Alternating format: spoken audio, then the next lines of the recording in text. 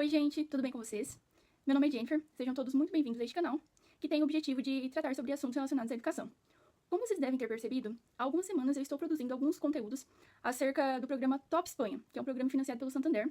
E eu estou produzindo esses conteúdos, pessoal, a fim de ajudar aquelas pessoas que estão prestando o processo seletivo para o Top Espanha 2024. Se você não sabe o que é o programa Top Espanha, eu vou deixar um cardzinho aqui em cima e você vai poder acessar e conhecer um pouco mais sobre esse programa, né? Não sei se você se interessa, mas é um programa bem interessante, que inclusive eu fui participante no ano passado. Tudo bem? Então, sem mais delongas, eu vou soltar a vinheta e em seguida a gente já inicia. Vamos lá.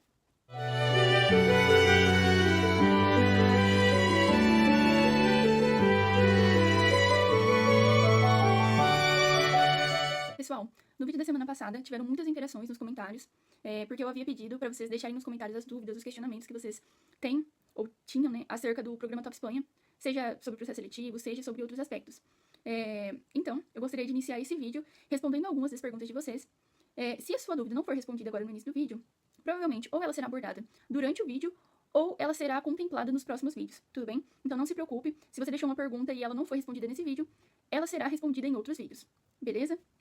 Então, pessoal, os dois pontos iniciais que eu gostaria de conversar com vocês diz respeito à entrevista e à carta de motivação, que são dois pontos muito importantes no processo seletivo do Top Espanha. É claro que nem toda universidade utiliza esses métodos no processo seletivo, né? Eu conheci muitas pessoas no Top Espanha que disseram que não precisaram fazer entrevista. Carta de motivação, eu acho que a grande maioria tem que fazer, mas entrevista não são todas, tá? Na semana passada, eu falei um pouco sobre o meu processo seletivo, sobre a entrevista, sobre a minha carta de motivação, mas como era um vídeo mais amplo, só para contextualizar você sobre o processo seletivo, eu não consegui ser muito específica em relação à entrevista e à carta de motivação. E aí eu gostaria de conversar com vocês a respeito disso agora, tá? Em relação à entrevista, não tem como a gente adivinhar que pergunta vão fazer pra gente, o que eles querem saber exatamente. É um risco que a gente corre quando a gente vai pra entrevista. Pode ser que a gente tenha resposta e pode ser que a gente não tenha resposta. A minha entrevista foi de manhã enfim, eu cheguei lá super nervosa. Eu pensei que eu estava preparada, mas eu não estava. Eu fiz várias anotações, escrevi um textinho e eu fiz uma pergunta pra mim mesma quando eu estava pensando na entrevista, né, me preparando pra entrevista. Eu me perguntei, Jennifer, por que você quer participar desse programa? Porque eu acredito que, independente de quais perguntas os seus avaliadores vão fazer, todas elas provavelmente vão girar em torno dessa pergunta. Por que você quer fazer esse intercâmbio? Enfim, e aí, pessoal, eu escrevi ali um textinho, tá? Então partam disso para se preparar para a entrevista de vocês. Caso vocês não tenham passado pela entrevista ainda, lá na descrição eu vou deixar as minhas anotações que eu havia feito para minha entrevista, tá bom? Então pode ser que esteja na descrição ou tenha algum link pro Drive, porque eu não sei se vai caber. Enfim, mas era só uma ideia inicial, porque eu sabia que teriam perguntas que eu não saberia responder. Eu só quis demarcar algumas coisas pra mim não esquecer na hora. Enfim, se eu tivesse a oportunidade, eu falaria o que eu anotei. Tá bom? Então vai ficar ali na descrição, se você quiser acessar e dar uma lida. Enfim, a carta de motivação. Gente, eu acho que a carta de motivação, ela é muito pessoal, tá? Não tem uma dica, assim. Não tem, escreva isso, isso e isso que você vai passar, que você vai conseguir.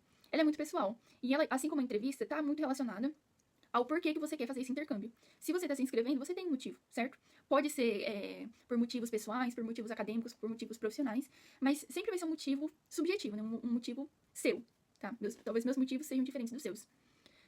A minha carta de motivação, ela basicamente girou em torno de três pontos principais. No primeiro ponto, eu falei sobre o meu contexto familiar, que tipo de educação eu tive, se eu estudei em escola pública. Falei que eu vim de um contexto familiar com vulnerabilidade socioeconômica. Enfim, eu falei disso. Segundo ponto que eu falei na minha carta de motivação foi sobre o que me levou a ter interesse nesse intercâmbio. E além de falar sobre isso, né, eu tentava relacionar esse ponto com as coisas que eu já fazia. Então, por exemplo, eu quero estudar espanhol. Vamos supor que eu falei isso, né? Não lembro direito. Porque, gente, eu procurei minha carta de motivação também para disponibilizar para vocês, mas como eu já me formei, eu não tenho mais acesso ao sistema. E eu não havia escrito a minha carta de motivação em lugar algum, né? Eu só fui ali fazendo e, enfim, eu não escrevi em outro lugar. Então, assim, eu estudava espanhol na época pelos programas da própria universidade, da Unesp, né, que tinha lá, enfim. Aí eu falei, eu estudo espanhol pelos programas oferecidos pela Unesp, eu gosto da língua, admiro a língua, e é por isso também que eu quero fazer um intercâmbio, né, porque tem relação, eu já estudo espanhol e eu quero aprender mais sobre a língua. É claro, gente, isso não é parâmetro, tá? Se você não estuda espanhol, pode ficar tranquilo, isso não tem nada a ver. Eu só quis ir relacionando com o que eu já fazia, certo? Então, essa foi a minha segunda estratégia. E o terceiro ponto da minha carta de motivação foi explicitar como que esse intercâmbio poderia contribuir para a minha formação pessoal, profissional. E no meu caso, né, especialmente relacionado à área da educação, já que eu sou formada em pedagogia. Eu estava me formando para ser professora, para ser uma profissional da educação. Então, assim, você não precisa ser tão amplo nas suas respostas, tá? Você pode fazer uma carta de motivação relacionando com a sua área, se é relações internacionais, se é a área da educação, enfim, relacione com a sua área, que eu acho que é um ponto bem interessante, sabe? Não só dar respostas amplas, mas também mostrar que você tem interesses pessoais, sabe? De formação pessoal sobre esse intercâmbio, né? Mostrar que ele realmente pode contribuir para você enquanto pessoa, enquanto profissional, enfim. Eu acho que essas estratégias são um ótimo começo para vocês pensarem na carta de motivação de vocês. Isso não é uma receita mágica, tá, gente? Não tem, mesmo que vocês utilizem tudo isso que eu falei, pode ser que vocês não sejam aprovados, porque não depende de mim, não depende de vocês. Depende de quem vai avaliar vocês, tá bom? Enfim, mas é só pra dar um norte aí pra vocês, ok? Enfim, agora que eu já falei sobre entrevista e sobre a carta de motivação, eu vou começar a responder algumas perguntas de vocês que vocês deixaram no vídeo da semana passada, ok? O Jardim Elson Lima me perguntou o seguinte: quanto você gastou com despesas em geral na viagem? Jardim Elson, eu não sei direito quanto que eu gastei, mas eu não sei se vai dar tempo no vídeo da semana que vem, mas ou no vídeo da semana que vem ou no próximo, eu vou falar sobre isso, vou falar sobre as viagens que eu fiz por fora, né? Vou dar várias dicas pra vocês. Então, assim, eu vou deixar sua pergunta pra responder nos próximos vídeos, tudo bem? Porque eu sei que vocês têm que se organizar financeiramente pra ir pra esse intercâmbio, mas, nesse momento, eu acredito que as respostas em torno do processo seletivo e dessa etapa de inscrição é um pouco mais importante nesse momento, tá? Então, essa pergunta eu vou deixar pra responder depois, pode ser? Só uma dica, pessoal. Se você tá se preparando financeiramente, né, pra essa viagem, não sabe que cartão utilizar, se você não sabe se você vai utilizar seu próprio cartão de crédito lá fora, o que eu usei foi a Wise. Eu abri uma conta ali na Wise, que é um banco digital, e na época, eu acredito, né, que continue sendo uma das melhores opções, porque a taxa de conversão da Wise é bem baixa. Eu acho que compensa mais do que essas casas de câmbio, tá? Na minha opinião, compensa mais. Até porque, gente, lá aparece um gráficozinho sobre o valor do euro. Então, assim, pode ser que nesse instante o euro tenha caído. Tenha caído, por exemplo, para R$5. Se você já entrar lá na Wise, nesse momento que o euro caiu e comprar, você vai pagar esse valor. Agora, se você for ir na casa de câmbio, comprar o euro, não vai ser tão barato assim, tá? O euro não vai ser tão baixo assim e a taxa de câmbio também não vai ser tão barata assim. Na descrição, eu vou deixar um link da Wise, tá? É um link que eu gerei lá pela minha conta. Porque se você tiver interesse em fazer um cartão na Wise, é uma boa oportunidade, tá? Eu vou falar mais sobre isso também no futuro, quando eu for responder essa pergunta que eu acabei de mencionar e também outras perguntas, falar sobre as viagens. Eu vou falar um pouco mais sobre isso. Mas eu já vou disponibilizar aqui a Wise também. Vocês também podem procurar um pouco sobre a Wise, né? Se informar um pouco sobre isso. Mas é só uma dica mesmo pra vocês, tá bom? Bom, próxima pergunta. A Andréia Figueiredo me perguntou o seguinte: quando você prestou o edital, a concorrência era muito grande nas instituições? Fala mais sobre o processo de entrevista, também como é feito esse repasse do Santander para os custos do dia a dia. Bom, Andréia, sim, quando eu prestei tinha muita concorrência, não só na minha instituição, mas nas outras instituições. Teve um dia, durante o intercâmbio, que a gente foi numa palestra, e a representante do Santander que foi com a gente, havia dito um número lá que era um número bem grande, né, de inscritos no programa. E eu fiquei boquiaberta, porque era muita gente, muita gente. Então, assim, eu acho que sempre vai ter muita concorrência, tá? Mas tudo vai depender das formas que a sua universidade vai avaliar essas pessoas, né? Vai avaliar você, enfim. Olha, uma dica é não ficar olhando muito pra concorrência, tá? Foquem em vocês. Foquem nas suas possibilidades, no que vocês podem fazer pra conseguir passar, enfim. A Andrea também me perguntou sobre a entrevista, eu já respondi, né? E me perguntou por último sobre como que funciona o repasse. Gente, ao contrário de outros intercâmbios, não existe um repasse. O Santander não vai dar dinheiro pra vocês. O Santander, ele já resolve tudo, tá? Então, ele que vai comprar a passagem, o pessoal do Santander que vai pagar lá o alojamento, que serve a alimentação, enfim. Não existe um repasse do Santander para vocês. O repasse já é feito para as empresas, para o alojamento, tá bom? Então, em relação a isso, eu acho bem tranquilo, porque a gente nem precisa se preocupar, tá? Só curtir. E se preocupar com as outras coisas de interesse pessoal. A Luziane Gonzaga me falou que o edital da universidade dela tá pedindo curso de extensão. Gente, isso, como eu havia dito no outro vídeo, é uma coisa da universidade de vocês, tá? Infelizmente, as universidades, elas têm autonomia para colocar os parâmetros que elas quiserem no processo seletivo, tá? Então, a sua universidade colocou como parâmetro participar de curso de extensão. E, infelizmente, quem não participar não vai conseguir, certo? Porque é um parâmetro de inscrição. A Sara de Jesus falou o seguinte: no edital da minha faculdade, tem um item que fala sobre ter parecer favorável do coordenador do curso. O que seria isso? Bom, no meu processo seletivo não teve isso, mas o que eu imagino que isso seja? O seu curso, assim como qualquer curso de graduação, tem um coordenador, certo? E aí, o que você vai ter que fazer? Provavelmente você vai ter que entrar em contato com esse coordenador de curso e pedir para ele emitir uma declaração para você sobre o seu desempenho no seu curso de graduação. Eu acredito que seja isso. Pode ser também que eles mesmos, né, vão ir até o coordenador de curso pedir o parecer dos participantes que estão, né, se inscrevendo aí no processo seletivo. Pode ser uma dessas duas alternativas. Se informa certinho com a sua instituição. Se for a primeira, você já tem que ir atrás, tá? Porque normalmente o coordenador de curso é bem ocupado. Então, assim, manda um e-mail pedindo essa declaração. E o que eles vão fazer? Provavelmente eles vão olhar o sistema, ver o histórico de vocês, o desempenho de vocês, e a partir disso eles vão emitir um parecer ali, né? Uma declaração favorável ou não. Provavelmente vai ser favorável, né, gente? Tenho certeza que vocês são alunos esforçados. Tá bom? Então é isso, tá? Eu acho que você deve se informar e seguir esse passo aí, né? Ir atrás do coordenador de curso, pedir essa declaração, ou esperar pra ver se o coordenador de curso vai dar um parecer direto pra universidade. Ok? O Gabriel Jacinto falou o seguinte: no edital da minha instituição, pede apenas que inscreva-se no site do Santander, não precisa enviar nada para eles. Fiquei confuso. Quando vi esse comentário, pessoal, fiquei bem surpresa, porque é a primeira universidade que eu vejo que não existe tantos parâmetros para se inscrever no programa. Provavelmente a sua universidade quis seguir mais o edital do Santander, né? Não quis fazer um edital tão complexo próprio. Achei interessante também. Mas o que me deixa bem curiosa é saber como que a sua universidade, ou como que o Santander vai escolher algumas pessoas, né? Já que se o parâmetro é só se inscrever no site do Santander, enfim, não entendi. A Janaína Gonçalves me pergunta: qual foi sua nota de média ponderada na faculdade? Eu falei no vídeo da semana passada, média ponderada, média global, é a mesma coisa, tá, gente? A minha média, na época, eu acho que era 9,7. Uma média boa, né? Eu considero uma média muito boa. Enfim, tá? Então, média global, média ponderada são a mesma coisa. E aí o coeficiente de rendimento é uma outra coisa, tá? Eu acho que a minha universidade, no processo seletivo, pedia mais... Aliás, se preocupava mais com o coeficiente de rendimento do que com a média global, tá? Mas enfim, essa era a minha média. A Evelyn Beatriz perguntou: como você fez sua carta de motivação? Será que você teria um esqueleto pra mostrar? Bom, eu falei já, né, sobre a carta de motivação. Espero que o que eu falei te ajude, tá, Evelyn?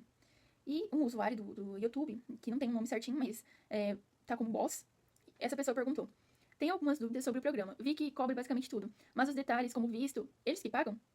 Essa é uma pergunta muito legal, gente. Eu até esqueci de falar no outro vídeo, mas não tem visto pra esse intercâmbio, tá? Como é um intercâmbio de 3 semanas, não precisa de visto. Então, assim, o que você tem que se preocupar mesmo é com o passaporte. O visto não precisa se preocupar porque não vai precisar, ok? E pegando um gancho sobre o passaporte que eu acabei de falar, a Rafaela Gouveia me perguntou se precisa ter passaporte para preencher o formulário de inscrição. Não precisa ter passaporte, tá? Para se inscrever não precisa. Mas tem um detalhe que vocês precisam se atentar, tá? Vamos supor que vocês passem nas primeiras etapas do processo seletivo, ok? Se você mora em uma cidade pequena, você vai poder tirar o passaporte próximo ao programa, porque é um processo rápido, como foi o meu, no caso, né? Eu fiquei bem preocupada na época, eu fiquei inquieta, e aí eu fui lá e tirei o passaporte. Mas eu tirei o passaporte sabendo que eu já estava aprovada por parte da minha universidade. Eu não sabia se o Santander iria aprovar minha candidatura, mas eu resolvi tirar meu passaporte mesmo assim, tá? Então, não foi demorado. Apesar da minha angústia, foi rápido. Agora, se você mora em uma cidade grande, eu acho que você já pode adiantar isso, né? E tirar o seu passaporte. Até porque é um documento, certo? Mesmo que você não utilize nesse intercâmbio, no futuro você vai utilizar, tá? Em outros intercâmbios, em outras oportunidades. Enfim, é um documento importante.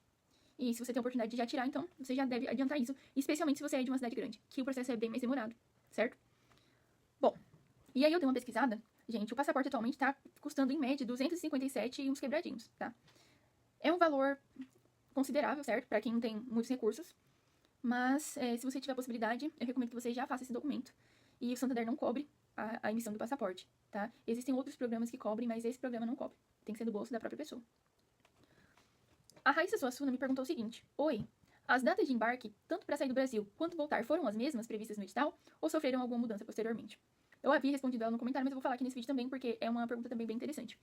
Eu fiquei com medo de mudar as datas de embarque, porque eu estava na graduação, né? Então eu tinha demandas da graduação para fazer antes da viagem. No entanto, deu tudo certo. As datas foram exatamente as mesmas previstas no edital. E eu acredito que esse ano também vai ser. O que pode causar uma mudança seja algum imprevisto, tá? Então, por exemplo, se vocês forem comprar as passagens e talvez não tiver passagem para todo mundo, isso é um motivo para uma mudança, certo? Não tem como prever, mas o que vocês podem fazer apenas é esperar, tá? Não tem o que fazer, não tem como prever, na verdade. Essa questão de logística, de viagem, de data, horário, tudo isso vai ser iniciado mais ou menos um mês antes, tá? Então, quando chegarem no início de junho, eles vão começar a entrar em contato com vocês. Eu lembro que no ano passado, eu já estava no grupo com o pessoal do Top Espanha, e a gente ficava afoito, assim, meu Deus, esse pessoal não vai entrar em contato com a gente, o que tá acontecendo? Estão atrasadas. Mas é porque eu acredito que seja um processo muito complexo para eles, né? São muitos estudantes, são muitas responsabilidades, muitos pontos específicos para ser tratado, e não é um processo fácil, certo? Ainda mais que envolve empresa de avião, e é enrolação, vocês sabem disso, né? Então, assim, quando faltar mais ou menos um mês, eles vão começar a entrar em contato para acertar essas questões de logística. E também, quando eles entrarem em contato para falar sobre o teste de logística, provavelmente já vai ser a época que eles vão mandar um teste de nivelamento para vocês. Acho que quem manda é a própria USAL, né, que é a Universidade de Salamanca. Eles vão entrar em contato com vocês e vão pedir para vocês preencherem um teste de nivelamento online. Nesse teste de nivelamento, você vai responder várias perguntas, e no final desse teste de nivelamento, eles vão informar a sala que você caiu. Eles não falam exatamente se você caiu no básico, no avançado. Eles só vão divulgar a sala que você caiu. E aí, entre seus amigos ali, entre o pessoal que vai pro Top Espanha, vocês começam a discutir e a imaginar em que sala que vocês caíram, mas saber exatamente o nível de vocês só quando chega lá, quando iniciar a aula de vocês. E é interessante porque os professores, eles não falam assim claramente em que nível você tá. a minha professora, ela falou assim, olha, você está em tal nível. Ela foi dando dicas, assim, que vocês estão mais acima, em relação ao espanhol, um pouco mais acima da média, enfim. E com as outras pessoas também, foi assim, quem estava no básico, enfim. Talvez seja a minha professora, que não queria falar muito abertamente sobre o nível, por quê? O que pode acontecer? Pode acontecer que uma pessoa vá bem no teste de nivelamento, às vezes até chutando, e caia numa sala de nível avançado. Então, assim, não tem como os próprios professores falarem assim, todo mundo aqui é tal nível. É complicado fazer isso. E já pegando um gancho, gente, para de se preocupar vocês. Se por acaso você fizer o teste e cair num nível muito alto ou muito baixo e não se sentir confortável, você pode mudar, tá? Tem como solicitar uma mudança na primeira semana, eu acho, depois da primeira aula, você pode solicitar uma mudança de turma. Então, fiquem tranquilos em relação a isso. Eles não obrigam vocês a ficarem numa turma que não seja bom pra vocês. Então, vocês têm autonomia pra decidir se querem ou não ficar na turma que eles colocarem vocês, certo? Outras coisas que eu anotei aqui pra conversar com vocês foi que eles cobrem o automóvel que vocês vão pegar para ir até o aeroporto. Esse é um aspecto bem importante, por quê? Porque às vezes você mora muito longe do aeroporto da sua cidade. E aí até você chegar lá, o valor é muito, muito alto, certo? Mas eles vão cobrir esse valor, eles vão reembolsar vocês depois, lá no final do intercâmbio, eles vão reembolsar vocês, certo? Então é isso, tá? Então não se preocupem com o transporte até o aeroporto. E vice-versa, tá? Do aeroporto até a sua casa. Prestem atenção no horário de voo de vocês, tá? Prestem muita atenção. Olhem o horário recomendado para vocês estarem no aeroporto com antecedência. Se tiver a possibilidade de fazer um check-in antes da viagem, né, antes do dia da viagem, façam um check-in antes. Porque quando eu fui viajar, aconteceram muitos imprevistos comigo. Eu nunca tinha andado de avião na época, né? Então, assim, num dia que eu ia viajar, eu tive que ir pra faculdade, resolver várias coisas lá, pra fazer o fechamento de algumas pendências, de algumas disciplinas. Mas eu já tava com tudo preparado. Eu só ia chegar em casa, tomar um banho, fechar minha mala e eu já tinha organizado tudo. Já tinha feito check-in antes também. Mas, quando eu tava ali me preparando pra ir pro aeroporto, o que aconteceu? Eu não estava encontrando Uber para me levar até o aeroporto. E os que estavam aceitando, estavam cobrando muito, muito caro, tá? E aí, depois que eu já tinha resolvido tudo, que eu fui me lembrar que o Santander daria o reembolso do Uber. Mas no dia eu fiquei super nervosa, eu acho que juntou tudo, a emoção, tudo, o medo de andar de avião pela primeira vez. E eu esqueci completamente na hora de que eles cobriam, né, o valor desse Uber, reembolsavam depois. Enfim, e aí, por conta disso, gente, eu acabei chegando um pouco em cima do horário no aeroporto. E quando eu tava lá na fila do check-in, o moço não queria fazer meu check-in. Ele falou que já tava muito em cima, que não ia dar, e eu já tava ali pronta pra chorar. Eu já tava pronta pra chorar, porque eu já tava super preocupada. Enfim. E o que me salvou? Eu já ter feito check-in, tá? Eu já tinha feito check-in alguns dias antes, e aí foi tranquilo, porque, certo? Então ele só validou meu documento e falou pra mim ir. Fui, peguei meu passaporte e entrei no avião, certo? Então, essa questão de prestar atenção no horário, de fazer tudo com calma, de tentar se lembrar das informações é importante. Coisa que eu não consegui fazer muito bem, né? Não lembrei de todas as informações quando eu precisei. Quando vocês chegarem no aeroporto de São Paulo, já vai ter uma pessoa designada do Santander esperando vocês, tá? Normalmente é uma pessoa de preto, um homem ou uma mulher de preto, e eles vão ficar segurando uma plaquinha escrito Top Espanha. Eu achei bem chique porque me lembrou aqueles filmes que a gente vê, sabe, das pessoas indo pra outro país, e aí chega lá e tem gente com aquelas plaquinhas escrito o nome da pessoa. Não vai ter escrito seu nome, mas vai ter escrito Top Espanha. É só você seguir essa pessoa, tá bom? E aí, gente, a chegada lá no aeroporto, né, a pessoa que vai buscar vocês, tudo isso, vai depender do dia que tá previsto o seu embarque da sua cidade pra São Paulo. Como assim? Bom, como eu falei pra vocês no outro vídeo, dependendo do lugar de onde você mora e de outros aspectos também, talvez você tenha que ficar no hotel lá de Guarulhos. E aí, se isso acontecer, provavelmente você vai ter que sair um dia ou 2 dias antes do dia lá da viagem internacional. Então, por exemplo, a minha viagem estava marcada para dia 31, internacional, certo? Então a gente iria sair ali dia 31. Mas eu saí da minha cidade dia 30. Eu saí da minha cidade dia 30 à noite, fui pra São Paulo e fiquei lá no hotel. Aí no outro dia, aqui a gente foi pro aeroporto de Guarulhos para pegar o avião para a Espanha, certo? Então, também vai depender aí essa questão da chegada, da pessoa que vai receber vocês. Vai depender do dia, tá? E também, gente, se você for chegar em São Paulo no dia do voo para a Espanha, talvez não vai ter ninguém esperando vocês. O que vai ocorrer é que vocês vão ter que ir pro lugar designado de encontro, né? Eles vão designar um lugar de encontro lá no próprio aeroporto. Lembro que no dia que tava todo mundo lá reunido, começaram a chegar outras pessoas que o avião tinha acabado de pousar, e aí o pessoal foi encontrar todo mundo, né? Foi se encontrar com o resto do pessoal. Então, são outras questões pra vocês também saberem. Como eu tava dizendo, vai ter um local de encontro, certo? No ano passado foi no Mezaninos. Eu não lembro direito, gente, o lugar lá, mas era um lugar lá do aeroporto, tipo um café. E aí, nesse lugar, além de ser um ponto de encontro, eles vão oferecer um café da manhã lá. Então, vai ter doce, salgado, enfim, café, chá, tudo. Vai ter bastante coisa pra comer lá. E nesse lugar, eles também vão entregar um kit de viagem pra vocês. E aí, nesse kit de viagem, tem uma camiseta. No ano passado, eles também deram uma necessaire, escrita ali Santander. É bem bonitinha. Eu utilizei pra colocar meus documentos que eu utilizei no aeroporto na hora. Eu coloquei minha passagem, meu passaporte, eu fiquei segurando na minha mão até quando eu entrei dentro do avião. Ficou na minha mão, necessairezinho. E além disso, eles também vão dar dois identificadores de mala pra vocês, que a esperta aqui esqueceu de pôr na própria mala. Depois que eu fui me tocar, que já era pra pôr ele na mala, mas não foi só eu, muita gente não se tocou que era pra pôr na mala. Mesmo assim, a minha mala não foi perdida, tá, gente? Ainda bem. Imagina, perder minha mala daqui pra Espanha, misericórdia. Dá medo, mas não aconteceu nada disso, não. E aí, se eles derem isso esse ano, né, não sei se vai ser o mesmo kit, a mesma forma, aí vocês coloquem na mala de vocês, enfim, utilizem o que vocês quiserem. Normalmente, esse encontro, esse café, ele começa às 9h30 da manhã. É o horário que o pessoal tá chegando ali, o pessoal que tava no hotel vai de ônibus até o aeroporto, as pessoas que estão vindo de outras cidades também vão se encontrando ali. E aí, normalmente é 9h30. Todo mundo vai tomar um café, vai receber algumas orientações.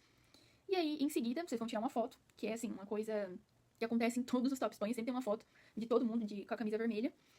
E depois disso, vocês vão resolver as burocracias do avião, do voo, né, para a Espanha. E é bem demorado, tá? Pra vocês terem uma noção, a gente chegou lá, tomou café 9h30 da manhã, e o voo estava previsto para as 2h20 da tarde. Então, olha só, demorou muito. E demora, gente. Vocês vão pra um outro local lá dentro do aeroporto, ficar esperando, até chegar a hora de fazer o check-in, enfim. É demorado, então se preparem, vão com roupas confortáveis, até pro voo também, né? Porque vocês vão sair daqui, e o voo de vocês vai demorar 10 horas e pouco, até chegar lá em Madrid. Então, é muito tempo. Quanto mais confortável vocês estiverem, vai ser melhor pra vocês, tá? Porque, olha, dói tudo, dói as costas, dói as pernas, dói os pés, enfim, dói tudo. Ainda bem que no avião tem vários filmes lá pra assistir, joguinhos, tem Wi-Fi pra quem quiser. Acessar, mas é pago, tá? O Wi-Fi, você paga lá uma taxinha pra usar o Wi-Fi durante o voo. Eu não quis pagar, quis ficar lá de boa, só contemplando a vista e jogando o joguinho e assistindo o filme. Eu assisti Interestelar, que é um filme bem longo, então deu pra dar uma distraída durante a viagem. E aí, gente, vocês vão chegar em Madrid por volta das 6 e pouco da manhã do horário de lá, tá? Eu não tô contando o horário do Brasil, não. Do horário de lá, vai ser umas 6 e pouco da manhã. Aí vocês vão sair, resolver as burocracias do aeroporto ali. Eles não vão revistar a mala de vocês lá em Madrid, tá? Não teve isso. Eu pensei que ia ter, mas não teve. É só quando vocês vão embarcar pra ir pra lá. E quando vocês vão sair de lá pra vir pra cá, tá? Então, quando vocês chegam lá, eles não vão olhar a mala de vocês. Vocês só vão sair do aeroporto, né? Passar lá pela imigração. É isso, né? E assim que falam. Enfim, é isso. Não tem que declarar renda, nem nada disso, tá, gente? Eu acho que o pessoal já conhece esse programa, porque é uma coisa que acontece todo ano. E o Santander, se você não sabe, é um banco espanhol. Pois é, também descobri o ano passado. É um banco espanhol. Então, acho que tem vários acordos aí no meio desse programa. Tudo certo? E aí, quando vocês saírem do aeroporto, vocês vão pegar ônibus, né? Como são bastante pessoas, vão ter uns 3, 4 ônibus que vão levar vocês pra um hotel lá, pra vocês tomarem café. Em Madrid mesmo, tá? Vocês vão tomar um café no hotel de lá. Vão receber umas orientações iniciais do representante do Santander que vai com vocês. E depois, vocês vão seguir pra Salamanca, que é algumas horinhas de viagem, tá? Porque é um ônibus, então demora um pouco mais, umas 4 horas de Madrid até Salamanca. E aí, pessoal, quando vocês chegarem lá no alojamento, vocês vão entrar numa fila pra fazer o check-in da chegada de vocês lá. E eles vão dar um cartão com a chave do quarto, tá? Porque a chave do quarto é um cartãozinho. Uma coisa que eu queria contar pra vocês é que as próprias pessoas do alojamento, do Santander, vão designar os quartos, vão dividir os quartos. E normalmente são quartos duplos, tá? Nesse sentido, pode ser que você chegue lá e você caia como um colega de quarto de uma pessoa que você não conhece, nunca viu na vida, nunca, sabe? Mas isso não é irreversível. Caso você conheça uma outra pessoa, às vezes é da sua própria universidade, ou seja, seu amigo, existe uma possibilidade de troca, mas não é o alojamento que faz isso, é uma troca interna entre você e a pessoa, no diálogo ali, tá? Então você vai chegar lá e vai falar assim, olha, eu queria ficar com essa pessoa, será que a gente pode trocar? Se a pessoa aceitar, você troca. Inclusive eu fiz isso, eu tinha caído com umas meninas que eu não conhecia, e aí primeiro que elas vieram e pediram pra trocar comigo. E aí eu falei, tudo bem, e depois eu acabei descobrindo que quem ia vir pro meu quarto era uma amiga minha que eu já conhecia, que também era da mesma universidade que eu, tá? Então, existe essa possibilidade interna aí de vocês fazerem essas trocas, e é bom vocês saberem disso. Por fim, pessoal, só pra ir finalizando esse vídeo, eu só vou falar um pouquinho sobre o alojamento pra vocês, e depois eu já vou encerrando esse vídeo, tá bom? Bom, o alojamento é o Hernán Cortés. Eu procurei algumas fotos pra mostrar pra vocês, mas eu vi que tá um pouco diferente, eu não sei se são as fotos realmente do alojamento que vocês vão ficar, então eu fiquei um pouco receosa de trazer, porque quando nós estivemos lá, a gente não ficou tirando foto do alojamento, né? A gente tirava foto da rua, das árvores, dos monumentos, dos prédios, e acabou que do alojamento eu não tirei nenhuma foto, eu acho, tá? Bom, o alojamento, ele é um alojamento grande, tem muitos cômodos. A começar pelo quarto. É um quarto duplo, como eu já havia dito pra vocês. Aí vai ter 2 camas de solteiro. Vão ter 2 guarda-roupas, pra cada um guardar suas roupas onde quiser. Uma das camas vai ser do lado da janela, e a outra cama vai ser do lado da porta, tá? Então vocês têm que ali decidir entre colegas de quarto quem vai ficar com qual. No quarto também tem ar-condicionado e também tem aquecedor. Provavelmente vocês não vão usar o aquecedor, tá? Porque em julho é verão, tá? Então é quente, muito, muito, muito quente. O ar-condicionado, com certeza, vocês vão utilizar. Também tem um banheiro no quarto, tá? O meu quarto, ele tinha... A parte da privada era separada da parte de tomar banho, da pia, tá? Eu achei isso legal, porque se você tá ali dividindo o quarto com uma pessoa, às vezes a pessoa tá ali fazendo as necessidades dela e você quer ir lavar o rosto, tomar banho, enfim. Então eu achei isso bem interessante, tá? Eles trocam as roupas de cama uma vez por semana. Limpam os quartos ali uma vez por semana. Não precisa levar roupa de cama. Só toalha, essas coisas que são mais pessoais, vocês precisam levar. Mas roupa de cama não precisam se preocupar, tá? Lá no alojamento também tem uma sala de estudos com algumas mesas pra estudar, tá? Não tem computador não pra vocês têm que levar o computador de vocês. Tem uma outra sala que é tipo uma sala de estudos também, mas ela é bem menor. E é ali perto da sala grande de estudos. Vocês vão encontrar lá. Fussem lá que vocês vão encontrar, gente. Tem uma academia, com alguns equipamentos de academia. Na academia também tem uma mesa de ping-pong. Tem uma sala, que é uma sala bem grande. Eu não fui nessa sala, mas lá tem uma mesa de pimbolim. E tem algumas outras coisas. Eu não lembro exatamente se tinha uma mesa de sinuca lá. Pode ser que tenha, eu não lembro. Como eu não fui lá, eu não prestei muita atenção. Também tem uma sala de puff, com vários puffzinhos, também tem uma TV. E aí sim, essa sala eu fui bastante, joguei stop lá com algumas amigas minhas. Foi bem interessante, assim, até pra conversar, fazer lição. Eu utilizei bastante essa sala do puff. Lá também tem um elevador, né? Porque são vários andares, acho que são 3 andares. E aí vocês vão ficar em algum desses andares. Eu fiquei, acho que no andar 3. No andar era 3. Pode ser que você fique em outros andares. Também tem o refeitório, que eu acho que é uma das partes mais importantes, né, do alojamento. E é lá que vocês vão fazer a refeição de vocês. Tem uma parte, que é a parte que as mulheres, né, que vão servir as refeições, a comida, elas ficam, e tem várias mesas assim, tipo escola, sabe?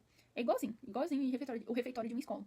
Uma coisa importante que eu queria falar pra vocês é que encham as garrafas de água de vocês, tá? Encham e deixem lá no quarto guardado. Por quê? Durante as refeições, o período de refeição, vocês vão poder encher a garrafa de vocês, lá no refeitório, lá tem um bebedor. Mas quando não tiver em horário de refeição, elas não deixam vocês encherem as garrafas de água. Então, encham enquanto vocês estão almoçando, e se por um acaso não der pra encher, já é uma coisa que faz parte da cultura deles lá, que é encher a garrafinha de água com água da pia do banheiro. Eu também fiquei, assim, surpresa, perplexa. Falei, eu não vou beber água de pia do banheiro. E acabei mordendo a língua. Eu tive que fazer isso, tanto no alojamento, quanto na rua, assim, sabe? Às vezes ia visitar uma cidade, e aí o único lugar que tinha pra você encher sua garrafinha de água ali era a pia do banheiro, ou nos bebedouros que tem na rua. Tem vários bebedouros espalhados pelas ruas, e aí dá pra encher a garrafa de água lá também. Certo? Então é uma dica de ouro, hein? Ninguém me falou isso. Eu descobri lá passando sede. Gente, também tem uma mini cozinha lá, que fica disponível pra gente utilizar. E aí nessa mini cozinha tem um micro-ondas pra vocês esquentarem comida, mas assim, coisa básica, não tem muita coisa, não tem muitas opções pra fazer não. Acho que tem uma geladeira lá também, então dá pra quebrar um galho, né? Por fim, tem algumas perguntas aqui em relação ao alojamento, essas questões da viagem em si. Aí eu vou responder essas perguntas, depois a gente já encerra, tá bom? A Mariana Coutinho perguntou o seguinte: tem que comprar adaptador de tomada ou as tomadas do Brasil encaixam lá? Então, Mariana, se a sua tomada for uma tomada redondinha e de 2 pinos, não precisa de adaptador. As minhas eram todas assim, né? A tomada do carregador do meu celular, do carregador do notebook, eram todas redondinhas, então eu consegui carregar lá sem problema, sem precisar de adaptador. Mas, se os seus carregadores são achatados, ou até mesmo se são carregadores de 3 pinos, você vai precisar utilizar o adaptador, tá? Porque lá são 2 pinos e tem que ser redondinho. Caso contrário, precisa de adaptador sim. A Mariana também perguntou o seguinte: você tinha um Wi-Fi em todo alojamento que você ficou, ou pelo menos no seu quarto? Gente, tem Wi-Fi lá em todo lugar do alojamento. Eles dão a senha pra vocês. E aí você vai utilizar o Wi-Fi tranquilamente lá, tá? Então, quanto a isso, não fiquem preocupados. As 3 refeições foram suficientes para encher o bucho? Sou pobre e não vou ter grana pra levar. Tudo meu tá bem limitado no momento. Oremos, eles dão água mineral durante o dia e a noite de graça lá? Olha, Mariana, boas perguntas suas, hein? Olha, as 3 refeições, entre aspas, eram suficientes. Dava pra ficar satisfeito tranquilamente. Pode ser que uma pessoa que não se dê muito bem com a comida de lá não fique muito satisfeita. Mas assim, eu consegui ficar satisfeitíssima com a comida de lá. Só no final mesmo, assim, que já tava acabando o intercâmbio, que eu já tava, assim, com muita saudade da comida do Brasil, porque é diferente, tá, gente? É bem diferente. E eu já não aguentava comer mais batata, porque lá eles servem muitas batatas. Muitas batatas, batata cozida, batata frita, batata de tudo quanto é jeito que vocês imaginar. É gostoso, mas no final, a gente já fica, assim, injuriada de batata. Eu falei assim, eu nunca mais vou comer batata na minha vida. É óbvio, né, que passou um tempo e eu voltei a comer batata. Mas assim, em geral, dá pra comer bem, tá? Fique em paz. E o café da manhã de lá é muito gostoso. Nossa, tem muitas opções. E só pra dar outra dica pra vocês, lá, eles entendem que quando você vai fazer uma refeição, eles dão a refeição em si, né, o prato principal em si, e eles dão a opção de sobremesa, tá? Então, se você for pegar suco, é como se fosse uma sobremesa. Tem a opção de suco, fruta, ou um iogurte, ou um sorvete. Você não pode pegar uma fruta e um suco, ou um suco e a comida e um sorvete, tá? Se você pegar um suco, você não pode pegar mais nada, assim, de fruta ou sorvete ou iogurte, tá? É só a fruta ou suco, enfim. Eu não achava muito legal isso, porque na minha cabeça suco é um acompanhamento ali pra você comer com a comida, né? Tomar junto ali com a comida. E a fruta ou o iogurte, aí sim, né? Aí poderia equiparar. Mas, enfim, só tem a opção de você pegar um. Sobre a água mineral, bom, eu já falei pra você como que funciona lá. É claro, você tem a opção de comprar água no mercado. Lá tem uns galãozão bem grandão de água no mercado. Eu fiz isso? Não fiz, tá? Não comprei água. Em nenhum momento me virei lá, tô viva, gente. Tomei água lá de pia de banheiro e, enfim, sobrevivi. O boss perguntou se eu levei roupa de cama ou eles fornecem. Tem lavanderia? É gratuito? E eu já vou emendar essa pergunta com a pergunta da Jennifer Brito, que ela perguntou, né? Eu estava vendo o story de um intercambista do programa dos anos anteriores e notei que precisava de moedas para utilizar a máquina de lavar roupa no alojamento. Como conseguimos essas moedas? Bom, Não precisa levar roupa de cama, eu já falei ali, né, anteriormente, não precisa, eles fornecem lá roupa de cama. Roupa de banho precisa, tá? Toalha, essas coisas, vocês precisam levar, shampoo também, tá? Tem lavanderia, tinha até esquecido de falar ali, né, que eu estava falando dos espaços do alojamento, e tem lavanderia. A lavanderia, ela tem a máquina de secar e a máquina de lavar. E ela é paga, certo? No próprio ambiente da lavanderia, você vai pegar as moedas e vai trocar por fichas de lavar. São 2 euros pra lavar e 2 euros pra secar. E você também tem que comprar o sabão e o amaciante por fora, tá? Você pode fazer isso dividindo com um amigo seu, pra gastar menos, né? Já que a máquina e a secadora são grandes. Gente, eu estou falando com vocês como uma pobre. Eu não utilizei nem a máquina de lavar nem de secar lá do alojamento. Eu comprei sabão, eu e uma amiga minha do quarto, a gente comprou sabão. E a gente lavava a roupa na banheira, porque nos quartos tem banheiro, tá? Então eu enchia lá a banheira de água, colocava sabão, deixava a roupa lá de molho. E depois eu ia esfregando, enxaguando. E para secar as roupas, né? Eu utilizava os cabides, porque dentro dos guarda-roupas vão vir alguns cabides. E aí eu colocava minhas roupas lá organizadinhas nos cabides e colocava pra secar em algum lugar, na janela, enfim, em algum lugar. Essa é uma dica de uma boa pobre pra vocês, certo? Mas vocês podem utilizar a máquina de lavar tranquilamente, sem problema. Pra vocês conseguirem essas moedas, vocês vão ter que trocar, comprar em algum comércio, alguma coisa pra eles te devolverem em moedas. Enfim, é assim que vocês vão conseguir fazer essa troca aí, tá? E aí depois vocês vão trocar as moedinhas em euros, né, por fichas, ok? A Jennifer Brito também perguntou, na Espanha, referente ao chip de celular, você ou outro intercambista conseguiu utilizar os dados móveis normalmente? Acessar o WhatsApp, fazer ligações e tudo mais? Ou teve que comprar outro chip? O meu é TIM. Estou com dúvida se vou conseguir continuar utilizando lá como aqui no Brasil ou não. Então, o meu chip é Vivo, certo? Mas quando eu cheguei lá, a Vivo não funciona, a não ser que você ative uma opçãozinha lá que eu até esqueci o nome. E aí eles vão cobrar de vocês essa utilização internacional. O que eu recomendo é que vocês comprem um chip lá, tá? Porque o chip de lá, eles já vem com dados suficientes pra vocês utilizarem o intercâmbio inteiro e ainda sobrar. Inclusive, meu chip tá aqui comigo até hoje, não tá no meu celular, né? Mas tá guardadinho de lembrança. E quando vocês trocarem o chip no celular de vocês, sim, gente, vai dar pra utilizar o WhatsApp normal, né? Vai aparecer a opçãozinha lá se vocês querem utilizar no novo número ou continuar utilizando o número antigo. É só utilizar o número antigo que vai dar bom. A internet lá é muito boa, os dados móveis funcionam muito bem. Então, assim, podem ficar em paz.